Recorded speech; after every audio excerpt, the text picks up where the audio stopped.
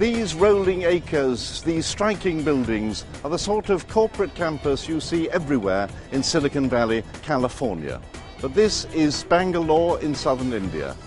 And this is one of the companies who've changed the way the whole world thinks about India. The co-founder of the computing giant Infosys, Narayan Murthy, is one of the leading lights of this transformation. The annals of Infosys record that it was on a January morning in 1981 that this revolutionary new company was born. To translate his vision into reality, Narayan Murthy persuaded 6 of his colleagues to leave safe jobs in a Mumbai computer company and take a chance with him.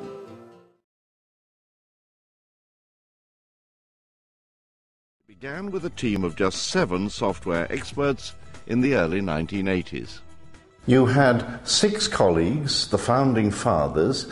Were you all computer techies? Yes, they all worked with me. They were much junior to me at a company called PCS in Mumbai. And you brought the team together to do what? There was a huge opportunity for software to be developed for corporations because hardware had become cheaper. And we realized that in India there were lots of engineers who did not have job opportunities.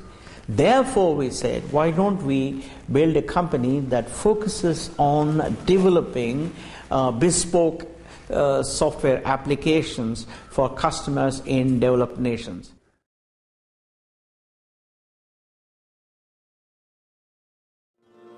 In Bombay, we were all working together at Patni Computers under the leadership of Mr. Murthy.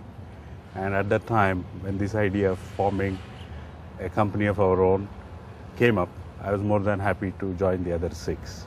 And Why were you more than happy? For the simple reason you can build a dream that you were thinking that you could do and creating a professional organization. Professional organization which is world class. That is the dream that we had. The risks were very different for somebody like me and somebody like Mr. Murthy because he was already established in the industry. Getting pretty good amount of money as salary in a good position, whereas I was up, young and upcoming in one way or other. So the risks for me were definitely lower than him, but definitely there was a risk involved because I was in a permanent job, settling down in a place. This required a lot of movement, instability for a period of time. So there were risks involved, but comparatively much lower for somebody like me. Murthy said that, I'm going to do this, will you join? In my case, the answer was immediate, yes. Why? See, there are 2 reasons. One, I was very comfortable with working with Murthy. 2, from a personal side, I was very young, at 25 years old, so the risk was not very high. If it didn't work, I can always go and join somebody else. So, you didn't really think that much.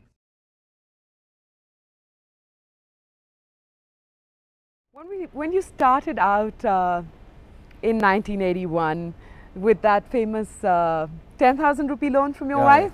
Well, all the wives. Yeah. All the wives. Together. What had you dreamt of building?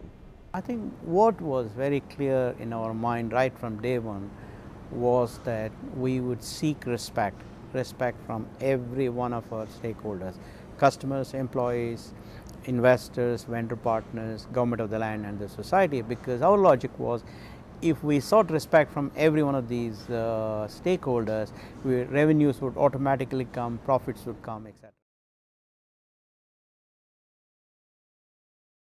We stand or sit today in this wonderful campus and the growth of Infosys is reflected in the numbers.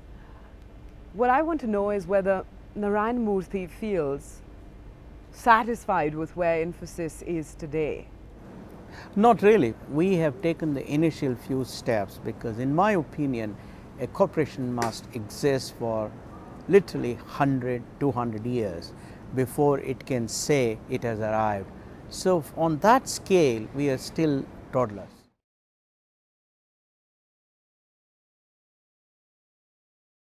A lot of companies started up around the same time that Infosys did, but not all of them have either had the kind of success that you've had, not all of them exist today.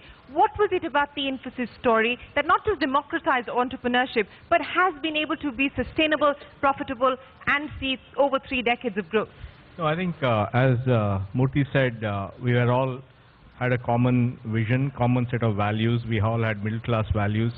We had the same sense of deferred gratification, that we were willing to postpone benefits for a decade before we actually saw the benefits.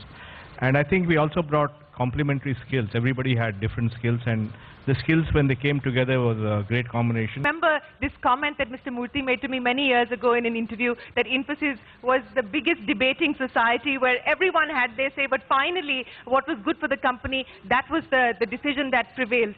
What were some of the biggest disagreements that you've had if you can go back in time? No, I'll tell you, we are all similar-minded people, not same-minded people. If we were all similar-minded people, same-minded people, I don't think I would have seen you all today, because we differed with each other. So if there are two people who agree all the time, one of them is not required. And having said that, if there are two people who disagree all the time, both of them are not required.